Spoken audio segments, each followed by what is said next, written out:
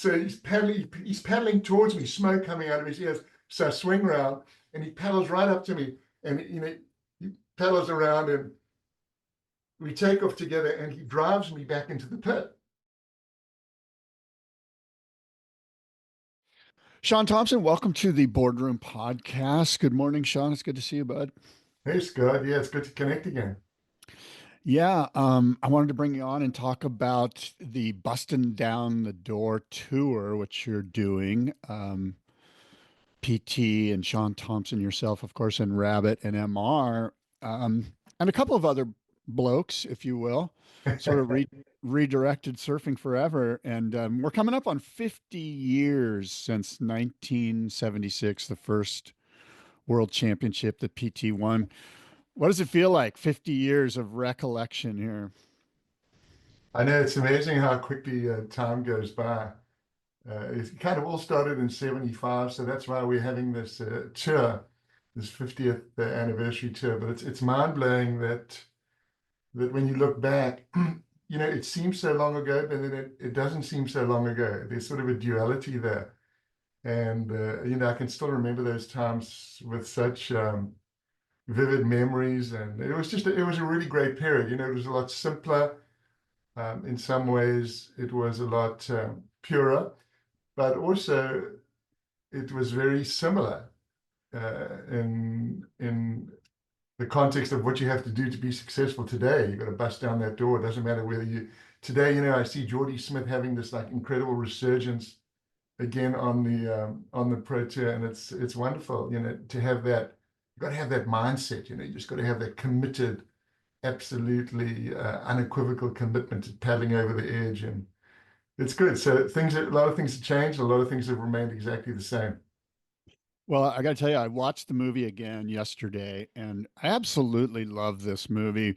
Most of the reason why is because in 1977, I was 12 years old, and I was devouring everything Shaun Tomson, everything Rabbit Bartholomew, everything Peter Townend, everything Mark Richards. I was just in it, and back then, I mean, I'd spend 3 hours in a magazine. And so you guys are right in my emotional wheelhouse. And I want to talk about that time a little bit. 1975, you mentioned the year 50 years ago. Of all those years, say 74 to 80, it seems like 75 was the magic year for you guys. There wasn't any drama quite yet, and you guys that year really kind of exploded. Yeah, I think 75 was a pivotal year. I think that was the year when it's not like we came together, but in a way we did come together. We were the young guys coming out of Australia and South Africa. There was myself, my cousin Mike Thompson, he was just a fantastic surfer, and then you had Rabbits, and Ian and PT had already spent a couple of winters there, but it was like Mark Richards's first big winter there, and Mark won a couple of events. I won the Pipe Masters, but the level of surfing was just incredible, and it was like every single session that we had at Off the Wall, Backdoor, Sunset, even Waimea was like this intense competition. We all wanted to be the best we could be, and the best we could be in the world. It was a great period, and also there was a camaraderie there. After our sessions, we'd all hang on the beach together, or we'd go down to the shop and grab a pizza. There you I go. was like 18, so we were so young, and it was so fun. Yeah. Okay, you're back. Yeah, I got you. I got you. Um, well, I want to talk a little bit, as you know, because I'm kind of intrigued by surfboards. And you had a series of Spider Murphy surfboards. And of course, the blue Spider Murphy single fin with the clear deck. I know you had a couple of them, but the one where you're weaving in the tube at Off the Wall and at Backdoor. Tell me a little bit about that surfboard. And I want to know, was this a specific goal of yours? Were you paddling out and going, I'm going to break my line and weave through this tube? Or was it sort of a combination of that's what's in my mind's eye, what I want to do, but and also the board, the rails and the rocker that Spider Murphy made me are allowing me to do this. What was going on there? Yeah, I think there was both evolution and revolution. I grew up at a place called the Bay of Plenty, It was right in front of my home. And the Bay of Plenty was a sandbar break, but it had this long jetty that went out. And at the time, I think the Bay of Plenty had the longest tube rides in the world. I mean, when the bay was good on like a 6 to 8 foot swell on like a low tide, you could get a 15-second barrel ride, and that's with no exaggeration. So the boards that Spider was making me, and I started working with Spider in 1972, were really tuned to that wave. How could you make it out of those long exploding barrels? So we started working, and I think Spider was the first guy to do it, to do single concave under my front foot for acceleration, and then flowing out to concave V's to double concave through the tail. I mean, we were hampered, in comparing this generation to our generation. We had a single fin, man. I had an 8 1/4 inch single fin with a 6 inch base made out of either marine plywood or gelatine. I like really stiff fins with a super narrow tail. Like my 7-footers, those 7-footers in Hawaii were like 11 inches. I mean, it was a super, super tight tail. But I found that the riding inside the tube and really starting to turn inside the tube was, it sounds funny, but it certainly was instinctive. It just came from, I think it came from a motivation to make those waves. And then I took that same technique to Hawaii, but I wasn't quite aware of what I was doing until that winter of 75, when Bill Delaney, who made the iconic film Freeride, and Dan Merkel was a water photographer, showed me some of the rough cuts. And I looked at this footage. I'd never seen footage of myself inside the tube in slow motion. And I could see that, I was doing these turns to make the wave to accelerate, to maneuver around sections out off the wall and back doors. So I thought, wow, this is a great path. And I just sort of started following down that path and just trying to be more radical inside the tube. And then for about 3 years there, I was sort of pretty much the only guy doing that. I mean, I had the boards, single to double concaves, big stiff single fin. So I could sit right on that foam ball. And in those days, no one was riding the foam ball. Even Jerry Lopez, at Pipe, it was like, just do that bottom turn and just get spat out of there. But with that single fin and the boards that I had, wide point was about 3 1/4 inches up. My boards were between 18 3/4 and 19. I was riding, about 2 7/8. So the boards were just tuned, and I could just sit there on the foam ball, and then if I wanted to accelerate, I just jam up on the concave on my front foot. So it was a beautiful connectivity with Spider, with my relationship with him, and then kind of reinventing the way tubes were ridden. And also that winter we had so much surf. It was so consistent, and it was relatively uncrowded. If you look at a cam today at Pipeline or Backdoor, I've counted 100 guys sitting shoulder to shoulder in this sort of super confined space, and one of the most dangerous waves in the world. So we didn't have that. So there was a lot of opportunity to get a lot of waves and experiment, and it was a beautiful time. It really was a beautiful time. Well, look, I know you had a couple of incredible surfboards from Spider Murphy. And one of them, of course, was the pink banana, for lack of a better phrase. I don't know if that's what you call it, but that's what I've been calling it. And that's the board that you rode backside at Pipeline to such great effect.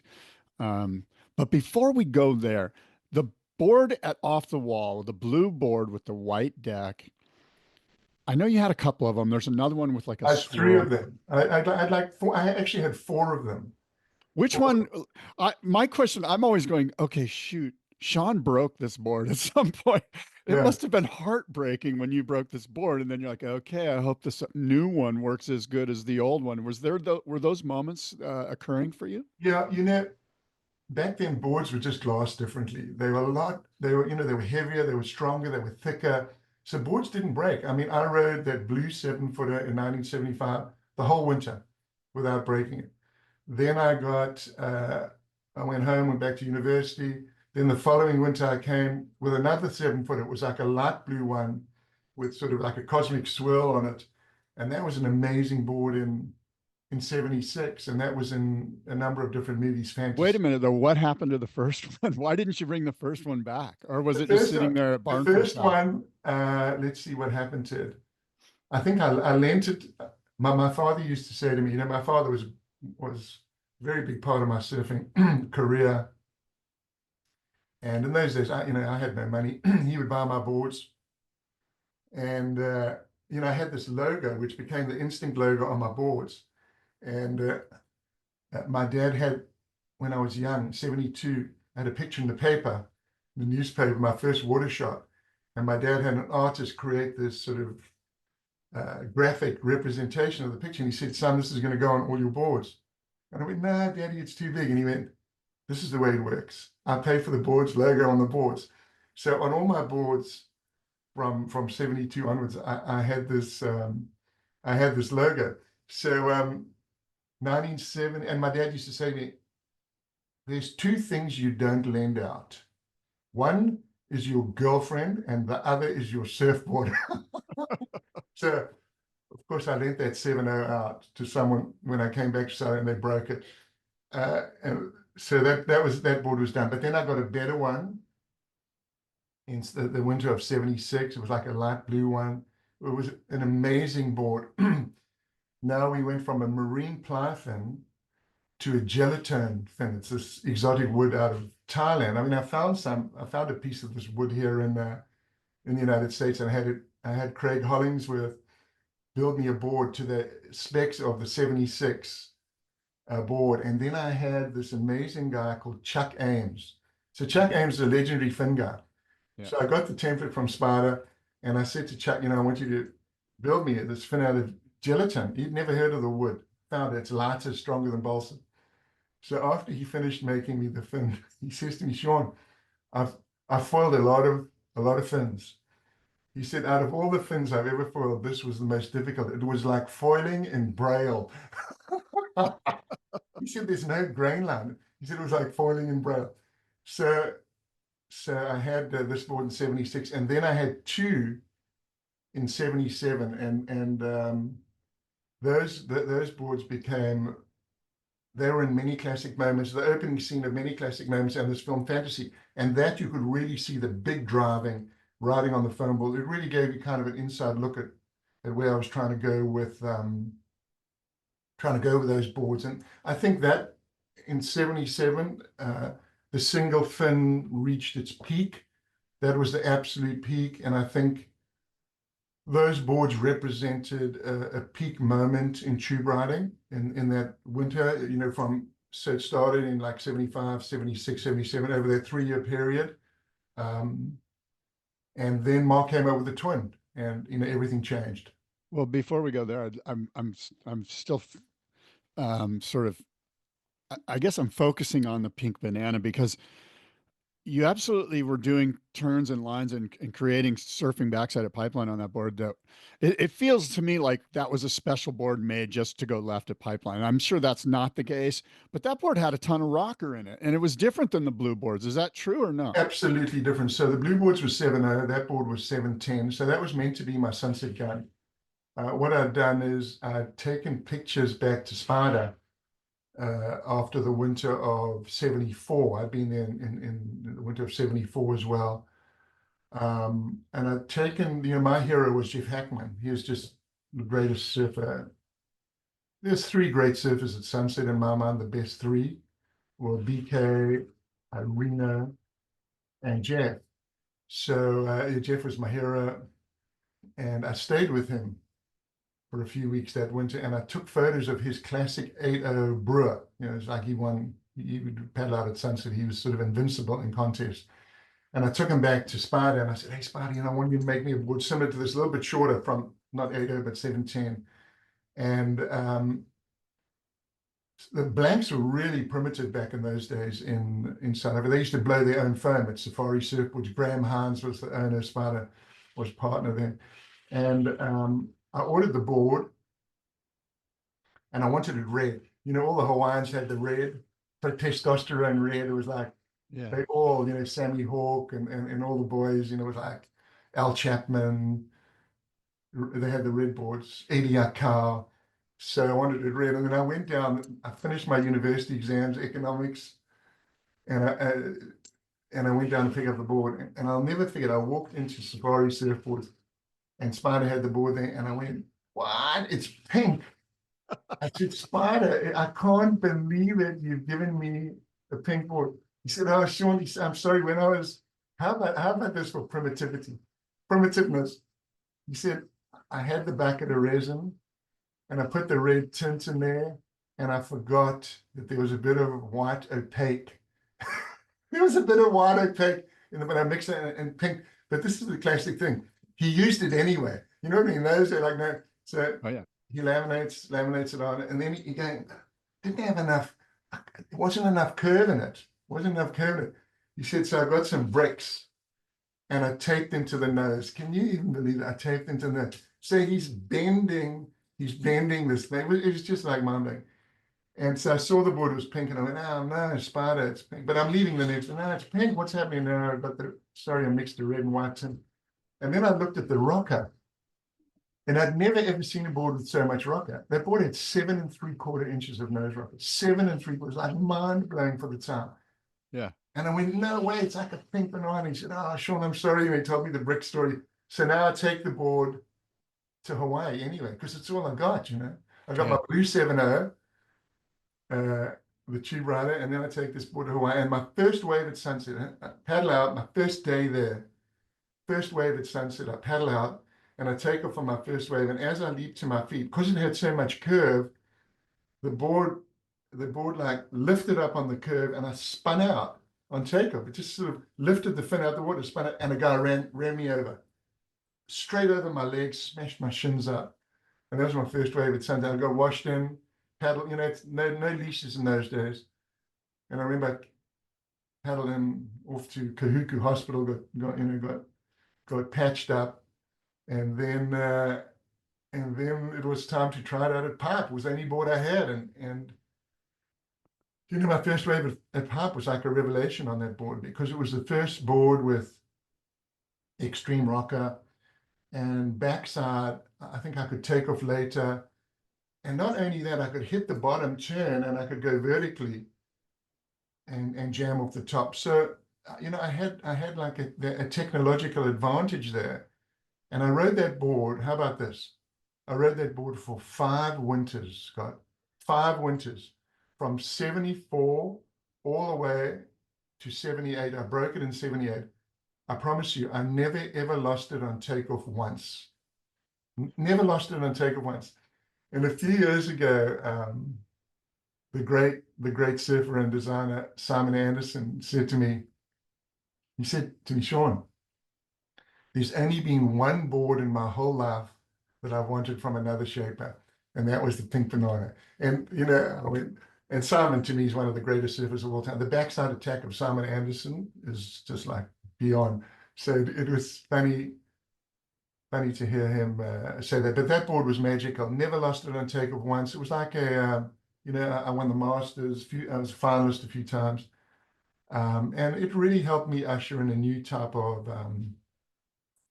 you know, radical type of surfing. Both you know, backside tube riding, kind of the low grab rail technique, and then also the big moves on the face. So it was a special period, and all of us, you know, we were all trying to bust down barriers. I have a picture. I've seen a picture of you on the beach. You're in a heat at Pipeline. You guys are about to go out. You're lined up, and it's not the pink banana. And from what I've been told, it might have been Craig. Somebody told me that that's the board that replaced the pink banana. Obviously you broke the pink banana at some point. Yeah, 78. I broke it. Yeah, and there was a board that replaced it. Do you recall that board? Obviously, it didn't have the magic. It's hard to create another magic board. Yeah, you know, I think what happened is we started going shorter, and never tried to, you know, that board was magical, but I could only go left on it. And you know, backdoor started to really open up, and we started. So I needed a board. You know, if you were going to compete out there, or you wanted to surf out there, you wanted to go left and right on the same day, and I could only go left on the pink banana. So things changed, and the board, it sort of, I think it became bypassed by more modern design. Everyone now had good curves. Yeah. Everyone now could, take off late. Everyone now could, pull off behind the peak. But it was an amazing board. I had some incredible experiences on that board. Obviously it was really wonderful to win the Pipeline Masters, and then the best part about it was to have my dad on the beach with me. My father loved my surfing. He was a great athlete in his youth, and his career was ending. He was going to go for gold in swimming, and it was ended by shark attack. He was very badly attacked while he was surfing, and it ripped apart his right arm. But he loved my surfing, taught me how to swim and surf, 100 meters away, 100 yards away from where he had that terrible attack. So he just always loved the ocean and loved Hawaii. After his shark attack, he went to San Francisco for hand surgery. It was one of the best hand surgeons in the world, and then went to recuperate in Hawaii. And the 𝐒𝐻𝐼𝐺𝐻𝑚okos were his heroes, and met the 𝐒𝐻𝐼𝐺𝐻𝑚okos. He stayed in the Royal on the beach in Waikiki, met all the 𝐒𝐻𝐼𝐺𝐻𝑚okos, hung out with them, and came back kind of imbued with this love of Hawaii. I think we were the only house in the whole of South Africa where you had to leave your shoes outside. He just loved Hawaii. He loved Hawaiian surfers. He brought 𝐒𝐿𝐼 out to South Africa in 1972, and during the apartheid, and they refused. Eddie wasn't allowed to go to the hotel, the Malibu hotel he was staying in. So we went down and we picked him up. I was like 15 or 16, and grabbed him, and he came and stayed with us. And so my dad loved Hawaii, and then to have him come over for this winter to watch me compete and win the Pipeline Masters, it was just a good time on that pink board. Yeah. It was beautiful memories. I've got beautiful memories from that time. Well, let me ask you about this. You brought up Simon. In '81, of course, Simon unveiled his three-fin thruster, more or less at Bell's. And I know Simon made you a board right after that, but if you could explain to the listeners the seismic shift that was the three-fin surfboard, what was it like on the tour when all of a sudden Simon showed up? Like, was there a mad scramble? What was going on with the pro surfers themselves regarding the three-fin thruster? So that period was a real period of groundbreaking and creativity. From what happened, I think, with the performance of us young guys, with me, breaking new ground in the tube and backside at pipe. And then in '77, I won the world title. And that's when Mark Richards walked down at Off the Wall with his twin fin that he developed based on what he had seen in '75, Rena Abelera at the Coke contest on kind of a sleeveless influence fish. Then went over to Hawaii and learned how to shape with Dick Brewer. I mean, how about that for a teacher? And together they came up with this new iteration of the twin fin. And I remember watching Mark Richards, the first wave that he had at Off the Wall on that twin. And, I was thinking, this is my wave. And watching him and that first bottom turn that he did, I've never seen anyone turn so fast. And I went, man, this is it. Surfing's entered the age of acceleration. So that was a seismic shift now. End of '77, the tour starts in '78. MR is still the only guy with a twin, because MR wouldn't let anyone see his twin. He used to have it in a bag. And that was Mark's technological edge. And from '78 onwards, I mean, Mark was just devastating. Okay, Rabbit won the world title in '78, but for 4 years after that, MR was devastating on his twin. So we all had to scramble to try to get on twins. I mean, I stayed on singles for a year, just got punished by MR. But once everyone sort of managed to come to terms with the technology, then everyone was on twins, okay? So that's, you're looking at '78, '79, '80, and Simon was a big, powerful surfer. And, he struggled on on twins. So I saw Simon with a thruster for the first time at Bell's in 81. So this is like April 81. So we're all on twins now, everyone. The whole tour is on twins.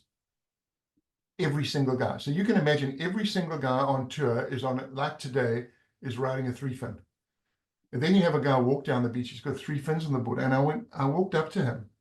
Now I had already had boards from Simon through the years. He'd shaped me a few single fins. I mean, I loved his boards, I loved his surfing, I loved his shaping, and he's just the greatest guy. So he walks past me and I go, "Hey, Simon, what's that, man?" You know, now this board, we're on twins. This board's like a single wing baby squash tail with 3 fins on it. It was like something out of Mars. And I go, "Hey, Simon, what's that?"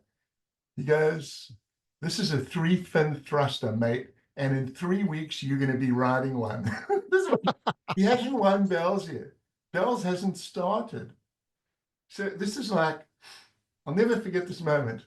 Now, I remember when I saw Mark Richards do that blazing bottom turn on the twin fin, if I had my head screwed on right, I should have been on a twin fin next day. So now my mind is open because I eventually got on twins and started to win on twins. Now my mind is open. I'm seeing something new, and I'm definitely not going to discount it because it's Simon and because of what had happened to me with being a bit slow to jump on the twin at MR. So now he goes and wins Bell's, blazes at Bell's.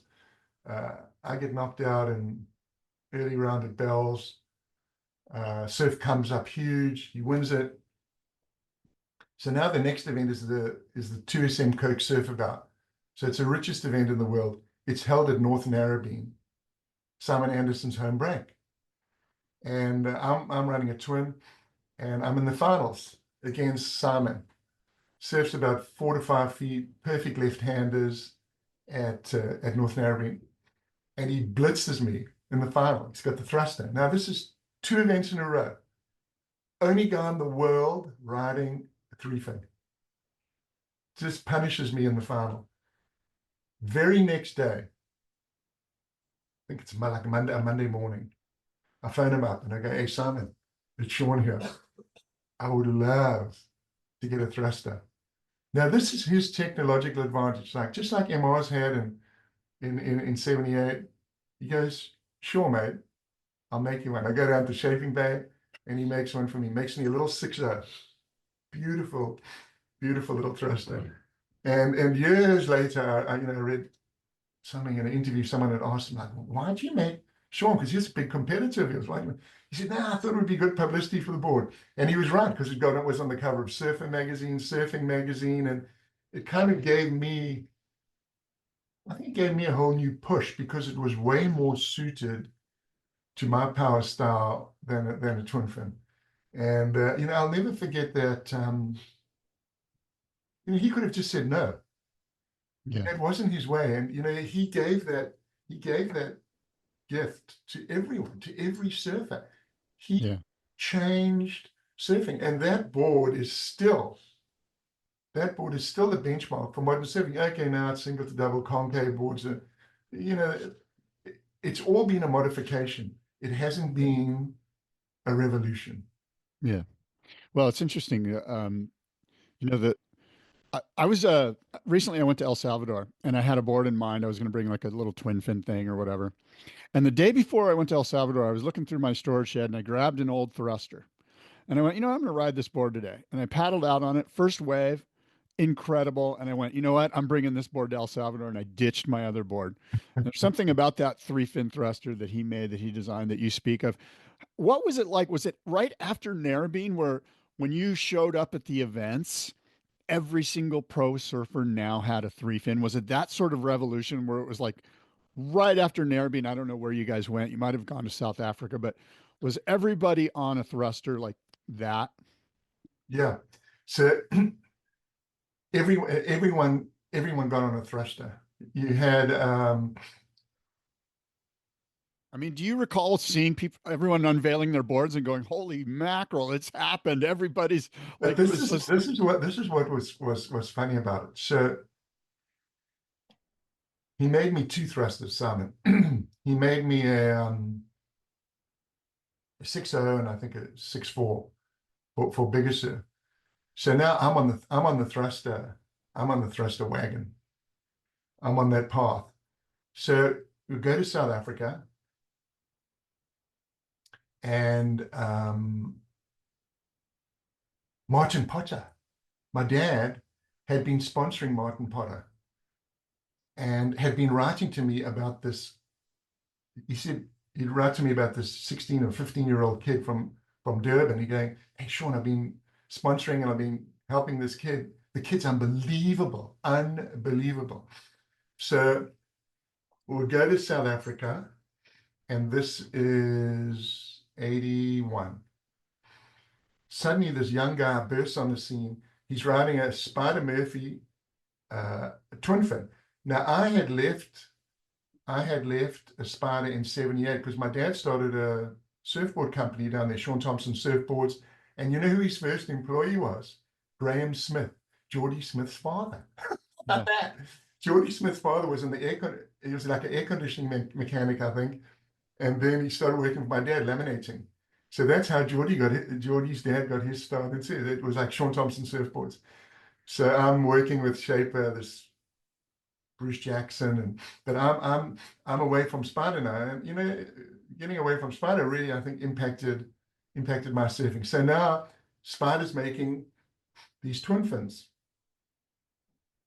And his test pilot is this young kid, Martin Potter. And Martin Potter smokes me in a couple of heats and goes on to come second in the 2 major events. I think he comes second to, I think it's Tom Carroll, maybe. Dane and maybe Emerald. I can't remember, Yeah. but I mean, he's like 15 years old. He comes second in 2 events, riding this twin fin, blistering speed. And now he's nailed me on the thruster. So now suddenly I'm getting like second thoughts about the thruster in small waves. But you know, the thruster needed to have a bit of power gain. So everyone now is on thrusters. And I'm seeing Martin on the twin fin just blitzing. So now I go, So the next year I come back to South Africa and I go to Spider and Graham Hines. I go, "Hey guys, you know, I would love to get back on your boards again." So Spider makes me a twin. So now I'm riding 3 different types of boards. I'm riding my twin for small waves, Spider Murphy twin fin, and I put a stabilizer on it, like a little keel on the back. First guy to do the merge of the twin and the stabilizer. And I started winning contests on this twin. And I'm still got my 6.0 thruster for when the surf, you know, when 4 to 6. And then my 6.6. And then in Hawaii, running singles. So it took a while for us to come to terms with riding thrusters in big ways. Even though Simon Anderson won the Pipe Masters on a thruster in 81, he was still the only guy, as far as I remember, to win, to be on thrusters in big surf. You know, we had a problem with the fin setups. And I was starting to sponsor Tom Carroll with Instinct, and we were working with Barnfield. We had a problem with the fin setup. What would happen is, like, when you take off at sunset, and sunset's it's kind of an unusual wave, you know, it's like steep at the top and then kind of slopey. And when you take that late takeoff, the board would track back into the pit. And you still see it in a lot of big waves today on that really steep takeoff. You'll see some guys that take the drop in the board will just go back into the pit.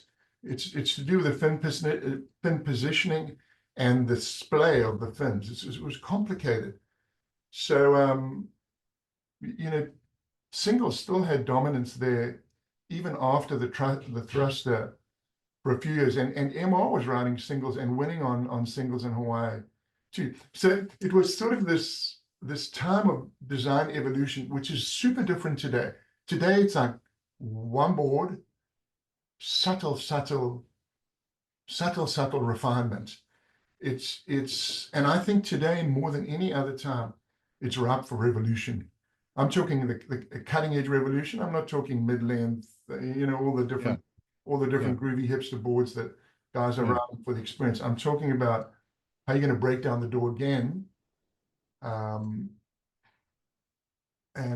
think, I tell you what, the difference is that the only guy that has really been doing it has been Kelly in terms of the relationship. I bet a lot of the pros don't even know widths. I bet they don't know where the wide point is. I bet they don't know their fin placement. It's just they phone it in. They phone it, and they phone it into the shaper. Do you know what I mean? Yeah, well, it's interesting, right? Because on the argument against, not against what you're saying, but the argument that they might make is, hey, I'm busy. Just make me a killer board. I've got to friggin' train and surf and blah, blah, blah. Back in 81, let's say, first of all, a lot of you guys were making your own boards and competing on tour with boards. And because there were so many different changes going on, as you mentioned, it was a radical time. But it's interesting because what you're bringing up is that there's a homogenation that has occurred. Everybody's on pretty much the same board. And it's unfortunate because what we tend to see is more or less the same style of surfing. Whereas, a guy on a twin fin is surfing way different than a guy on a single fin. Whereas now we're all kind of more or less performance surfing is kind of boiled down into this little thing. But let me ask you a simpler question. Do you think it benefits a professional surfer to stay close and remain loyal to one shaper a la Kelly with Al Merrick? Absolutely. Absolutely. And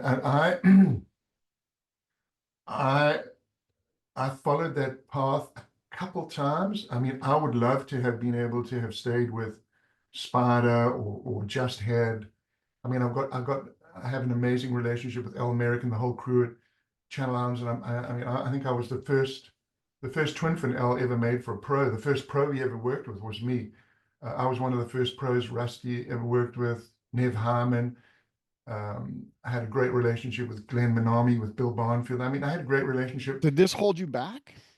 I don't know, maybe not, but certain guys, I think it was amazing for them. I think it was amazing for Tom Curran. I think it was amazing for Kelly. I think it was amazing for Mick Fanning, Stephanie Gilmore.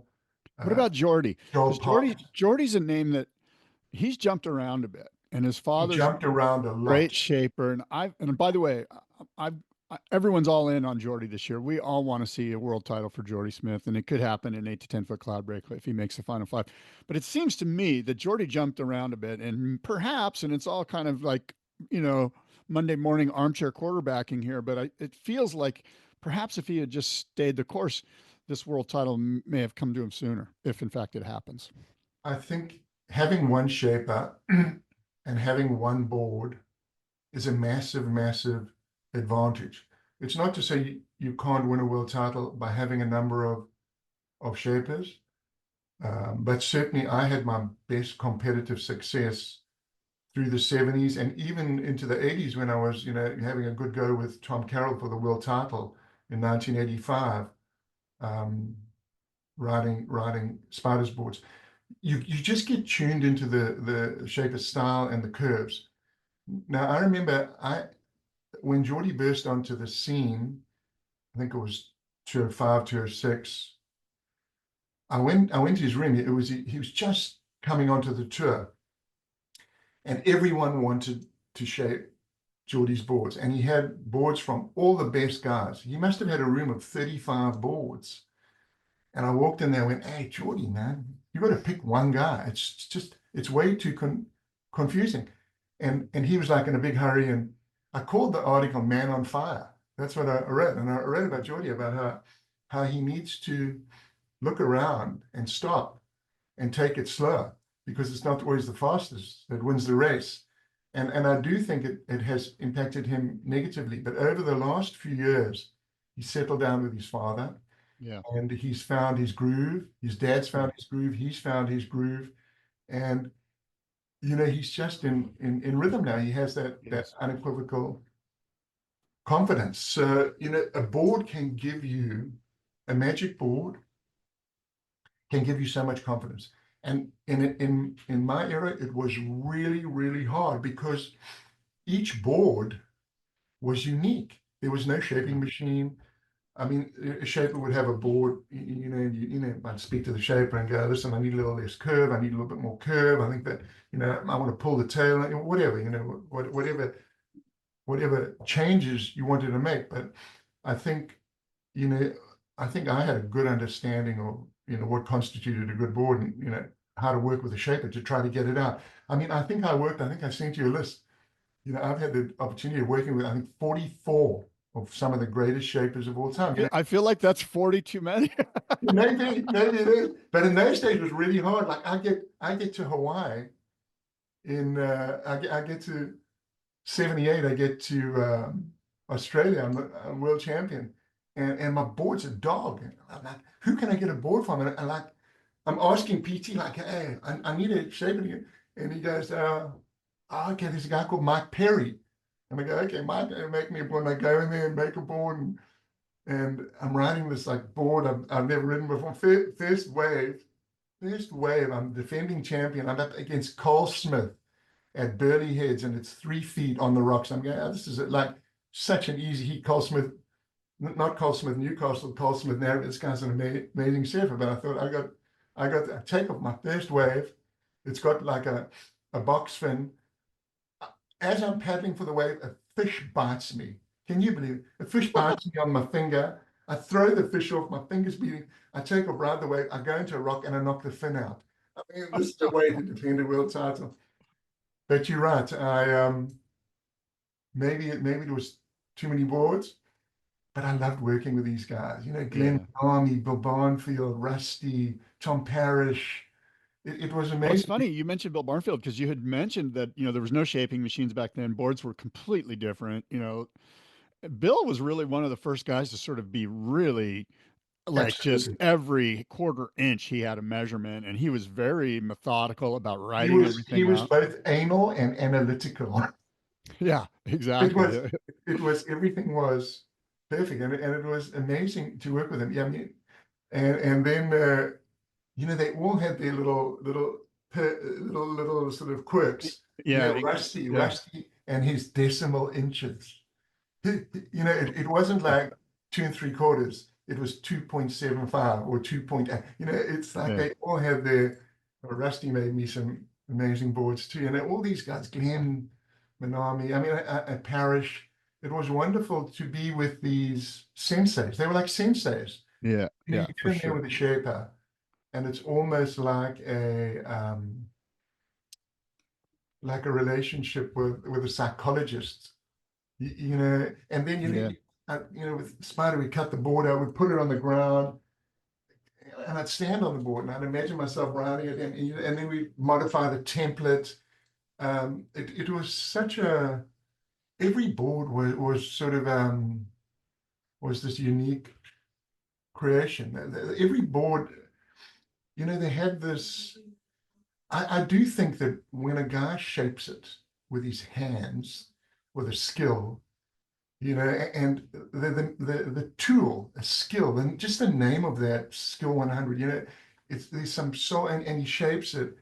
He puts some of himself into the board. He puts some of his mojo. Hawaiians call it mana. They put some mana in that board. Yeah. When it's just carved out to 95% on a can, I don't know. You get the mana from that last sort of flow across the board with a piece of gauze. I don't know. I don't know. This is the eternal question. I want to put a pin in that and come back to something that you mentioned. And you mentioned Parrish, but in my view, 𝐒𝐮𝐻𝐿 is underrated. What he did at Sunset Beach, what he did at Waimea Bay. You mentioned BK and Reno and Hackman as being the guys at Sunset, and there's no doubt that. Well, definitely Ian. I feel like Ian's underrated. Is that, and it's part of it is because he's kind of outspoken, and some of the stuff that he's done or said, or the way he's carried himself in the professional realm, which, by the way, he's done nothing wrong, but he's just a very big alpha male, and that can put some people off, and perhaps that's why he's underrated. Speak to me about Ian, because his surfing at Sunset Beach was Mind blowing. incredible. Yeah. And But I would say I would definitely put Ian in there in the top 4 at Sunset. You know, 𝐒𝐮𝐬𝐬𝐧 invented the snapback. So that big carve back off the top, that was his. The first time I met Ian was 1970 at the world titles at Bells Beach under a tent. He was riding midgets boards, I was riding midgets board. And even then he was just like brash, opinionated. I remember him telling me how good he was, and he was. He was just an amazing surfer. And, you know, 𝐒𝐮𝐬𝐬𝐧 had a fundamental influence on my career and my life. You know, after I lost my dad in 1981, and I was beaten at Bells in the first event of the year. Was it the first or second event of the year? I can't remember. No, it wasn't. It was maybe the second or third event of the year. I went to him and I said, "Hey, Ian, you know, I'd love some advice. I'd love some coaching." And I hired him as the world's first pro surfing coach. And I remember I went from last place, and the very next event I got second against Simon at Narrabeen. So he's really a great thinker, very a visionary, but his surfing in big, powerful waves, he's most probably one of the most fearless